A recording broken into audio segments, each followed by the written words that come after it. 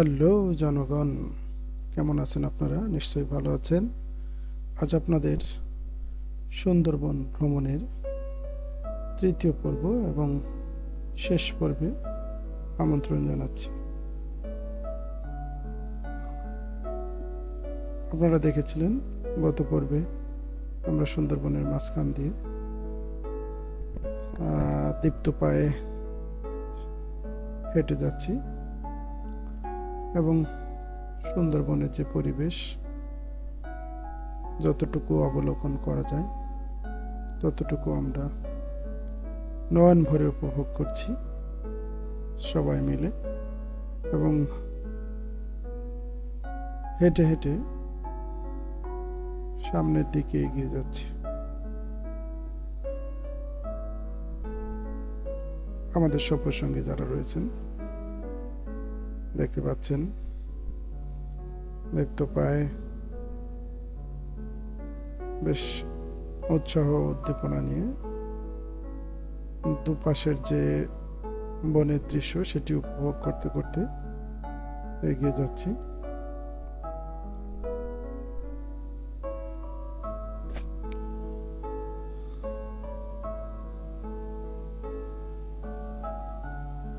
যারা এখানে ভ্রমণ করেন নাই তারা অন্তত একটি ধারণা পাবেন যে আসলে সুন্দরবন করমজল দেখতে কেমন। এই যে পথ রয়েছে, এই পথের মাঝে মধ্যে আপনারা এরকম বিশ্রামের জায়গা পেয়ে যাবেন। বিশেষ করে বয়স্ক এবং যারা শিশু রয়েছে তাদের জন্য জায়গাটি বেশ উপকারী, এবং তারা চাইলেই এখানে বিশ্রাম নিতে পারবেন এবং আপনিও চাইলে এখানে খানিকটা বিশ্রাম নিতে পারবেন।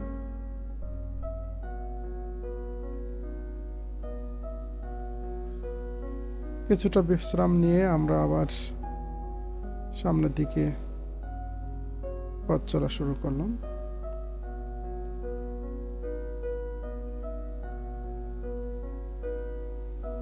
মাঝে মধ্যে ড্রাইভকেও ক্যামেরার দায়িত্ব দেওয়া হয়েছিল, সে যথেষ্ট চেষ্টা করেছে, অনেক সুন্দরভাবেই সে মোটামুটি ক্যামেরাটি ধরতে পেরেছে এবং ভিডিও শ্যুট করতে পেরেছে। ধন্যবাদ তাকে।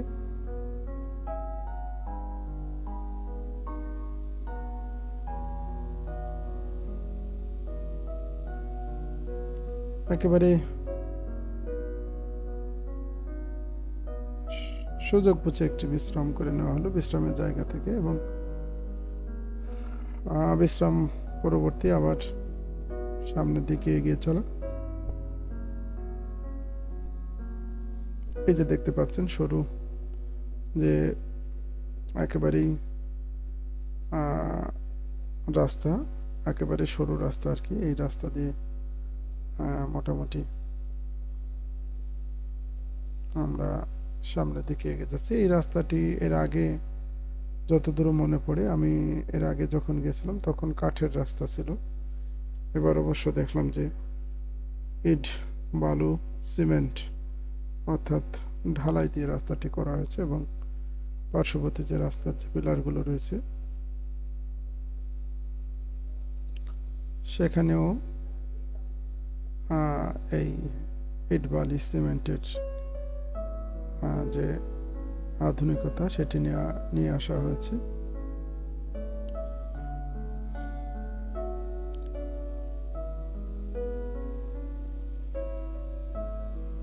আমরা গুটি গুটি পায়ে এগিয়ে যাচ্ছি এবং চারপাশে যে সুন্দরবনের বিশালতা, এই বিশালতা উপভোগ করতে পারছি। আপনি চাইলেও আসলে এই বনের মধ্যে হারিয়ে যেতে পারবেন না, কেননা আপনাকে যেতে হলে অবশ্যই যারা ফরেস্ট অফিসার রয়েছেন তাদের কাছ থেকে একটি অনুমতি এবং প্রয়োজনে আপনার যে বনরক্ষী রয়েছে তাদের সহযোগিতা নিয়ে এবং সেরকম ব্যবস্থা নিয়ে আপনাকে বনের মধ্যে যেতে হবে। তবে সাধারণত যারা এই বন কেন্দ্রিক জীবিকা নির্বাহ করে থাকেন, বিশেষ করে মৌয়াল এবং যারা অন্যান্য বনজ সম্পদ সংগ্রহ করেন, বিশেষ করে বিভিন্ন ধরনের মাছ, গোলপাতা, কাঁকড়া ইত্যাদি এই বন থেকে কিন্তু সংগ্রহ করা হয় এবং সেগুলো বাজারজাত করা হয়। তারা কিন্তু এই বনের মধ্যে বিচরণ করেন এবং তাদের যে কার্যক্রম সেগুলো পরিচালিত করেন। আমরা সামনের দিকে এগিয়ে যাচ্ছি।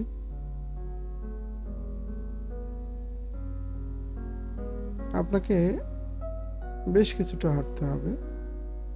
মোটামুটি আমরা পায়ে চলার জন্য যে রাস্তা রয়েছে, বিশেষ করে পর্যটকদের জন্য, সেই রাস্তাটি প্রায় 2 কিলোমিটারের মতো। এই 2 কিলোমিটার পথ আমরা পায়ে হেঁটে সবটুকুই অতিক্রম করেছি এবং দুপাশের সৌন্দর্য উপভোগ করার চেষ্টা করেছি।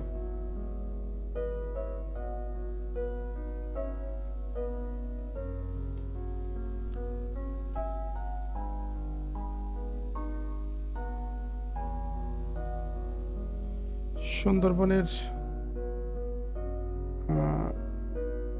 যে প্রধান আকর্ষণ এখানকার জীবজন্তু এবং যে গাছপালা রয়েছে, বন, এটি সাধারণত আমরা যে অংশে গিয়েছিলাম করমজল, এখানে তেমন কোনো বন্য প্রাণীর দেখা কিন্তু আপনি পাবেন না। যদি কপাল ভালো থাকে তাহলে হয়তোবা একটু খালের ভিতরে গেলে কুমিরের দেখা পেতেও পারেন। আর কিছু পশু মধ্যে বলতে আমরা যেটি দেখতে পেয়েছি সেটি হচ্ছে বানর, কিছু পাখি দেখা যায়। আর হরিণ আসলে এই এলাকাতে আপনি তেমনটা দেখতে পাবেন না। হরিণের বিচরণ যে জায়গায় সেটি কিন্তু এটা নয়। এই যে আমরা একেবারেই করমজল ঘেঁষা যে বৃহৎ নদীটি রয়েছে, পশুর নদী,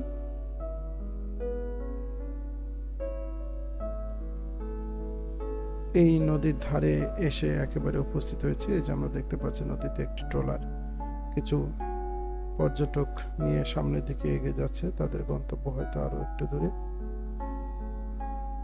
তারা আরো সামনের দিকে এগিয়ে যাচ্ছে।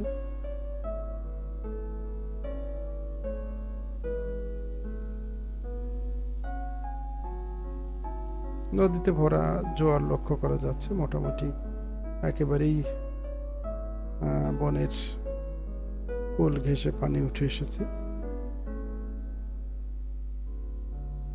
বেশ চমৎকার লাগছে নদীটিকে দেখতে।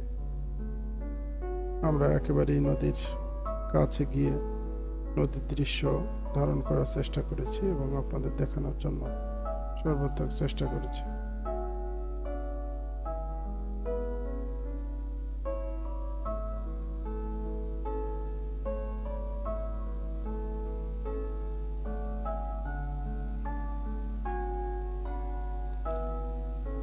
এরপর এখান থেকে আমরা মোটামুটি আমাদের যে নির্দিষ্ট ট্রলার, সেই ট্রলারে আমরা চলে আসি এবং ট্রলারের যে ভিতরের দৃশ্য সেটি আপনাদের একটু দেখিয়ে রাখি। আপনি এখানে বিশ্রাম নিতে পারবেন। অনেকগুলো রুম রয়েছে, ওয়াশরুম আছে। চাইলেই আপনি এখানে একটু জিরিয়ে নিতে পারেন। একটু যদি মনে করেন একটু ঘুমাবেন, তেমনও ব্যবস্থা আছে। এছাড়াও রয়েছে বসার ব্যবস্থা, বসার জন্য একটা জায়গা। এই যে মিনি একটা লাইব্রেরি রয়েছে। আপনি চাইলে এখান থেকে কিছু বই নিয়ে আপনি পড়ে সময় কাটাতে পারবেন। অনেকগুলো বই এখানে আসলে রয়েছে। এই যে আমাদের ট্রলার। মোটামুটি আমরা ফেরার জন্য, অর্থাৎ মংলা যে বাজার, যে ঘাট, ফেরিঘাট, সেই ঘাটে ফিরে যাওয়ার জন্য মোটামুটি আমরা ট্রলারে সবাই উঠে পড়েছি। আমাদের ট্রলার কিছুক্ষণের মধ্যেই আবার ফিরে আসবে মংলা ফেরিঘাট। মোটামুটি সবাই বেশ ক্লান্ত, প্রায় 2 কিলোর মতো হাঁটাহাঁটি করার পরে আবার সবাই ট্রলারে উঠে বসেছে। আমরা দেখতে পাচ্ছি যে আমাদের সফর সঙ্গী যারা আছেন তারা মোটামুটি বেশ গা এলিয়ে সুন্দর করে বসে আছেন এবং অপেক্ষা করছেন কখন বোটটি ছেড়ে যাবে। মোটামুটি আমরা সবাই ট্রলারে উঠে পড়েছি এবং আমাদের বোটটি ইতোমধ্যেই চলতে শুরু করেছে।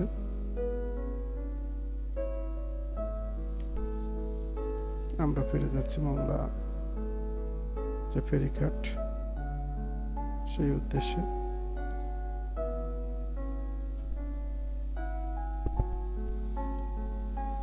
পশুর নদী মোটামুটি বেশ প্রশস্ত একটি নদী এবং সবসময় জোয়ার ভাটা চলতে থাকে এবং এই জোয়ার ভাটার কারণেই কিন্তু এই নদীটি এত সুন্দর দেখা যায়।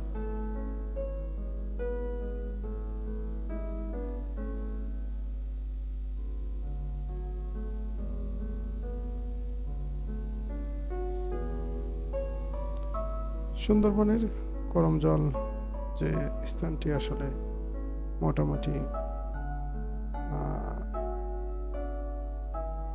যারা এখানে আসতে চান তাদের জন্য মোটামুটি আপনার ভালো লাগবে। বিশেষ করে সুন্দরবনের যে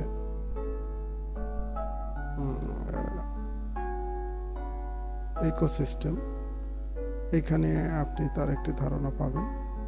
যদি আপনি সময় নিয়ে আসেন 2 থেকে 3 দিনের জন্য, তাহলে মোটামুটি একেবারে এই নদী ধরে আপনার সাগরের যে চর রয়েছে, দুবলার চর সহ একেবারে শেষ প্রান্তে যাওয়া সম্ভব। সেক্ষেত্রে আপনাকে অবশ্যই 2 থেকে 3 দিনের প্রস্তুতি নিয়ে এখানে আসতে হবে এবং শিপে করে আপনাকে যেতে হবে। আমরা করমজল ছেড়ে মংলার উদ্দেশ্যে রওনা দিয়েছি।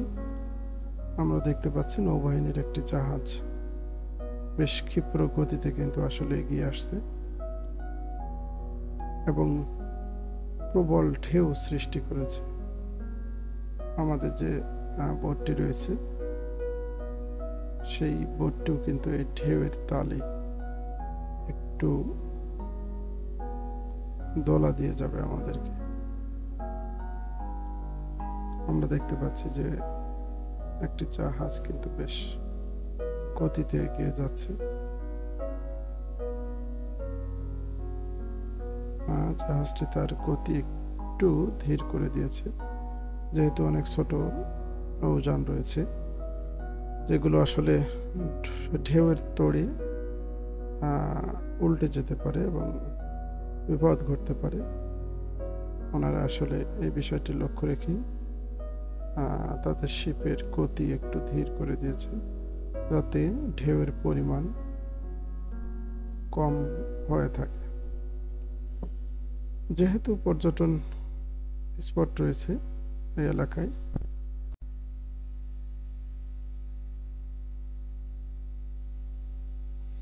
আমরা এগিয়ে যাচ্ছি মংলার দিকে। যে শিপটি আমরা দেখতে পেয়েছিলাম সেই শিপের যে আসলে চলার ফলে যে পানিতে ঢেউয়ের সৃষ্টি হয়েছে, সেই ঢেউটি কিন্তু মোটামুটি এদিকে এগিয়ে আসছে। আমাদের যে বোটটি সেটি চেষ্টা করেছিল ঢেউটাকে যতটা সম্ভব এড়িয়ে চলা যায়। সঙ্গত কারণেই আমাদের যে শিপের চালক রয়েছেন তিনি ঢেউটাকে যতটা সম্ভব এড়িয়ে যাওয়ার জন্য চেষ্টা করেছেন। একেবারেই এড়ানো সম্ভব নয়, কারণ ঢেউ কিন্তু শেষ পর্যন্ত কূলে এসে আছড়ে পড়ে।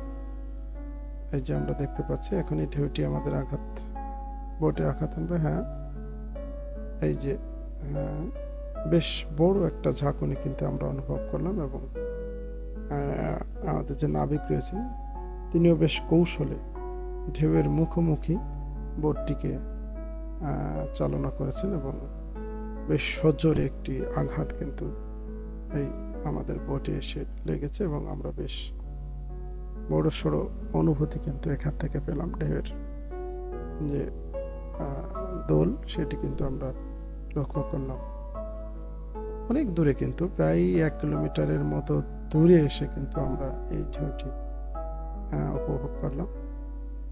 এবং নৌবাহিনী যে জাহাজটি ছিল সেটিও বেশ ধীর গতি হওয়ার কারণে আমরা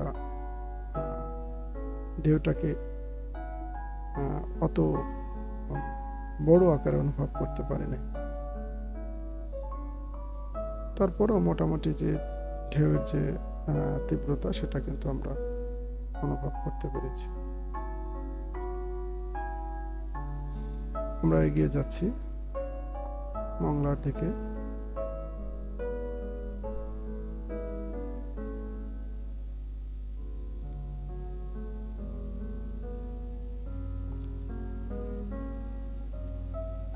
মোটামুটি আপনার করমজল থেকে মংলা বন্দরে আসতে, মংলা যে ফেরিঘাট রয়েছে সেখানে আসতে 35 থেকে 40 মিনিটের মতো সময় লেগে থাকে।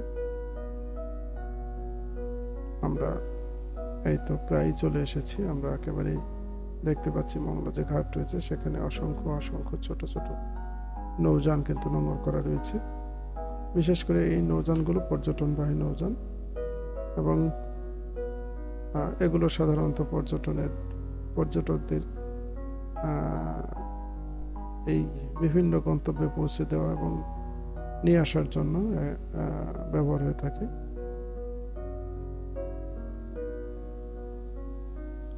আপনারা মোটামুটি দেখতে পেলেন যে আসলে এই সুন্দরবনের করমজল এটি ভ্রমণ করতে কতটা সময় লাগে এবং কতটা এনজয়েবল। নিশ্চয়ই আপনাদের ভালো লেগেছে। সকলকে ধন্যবাদ সাথে থাকার জন্য।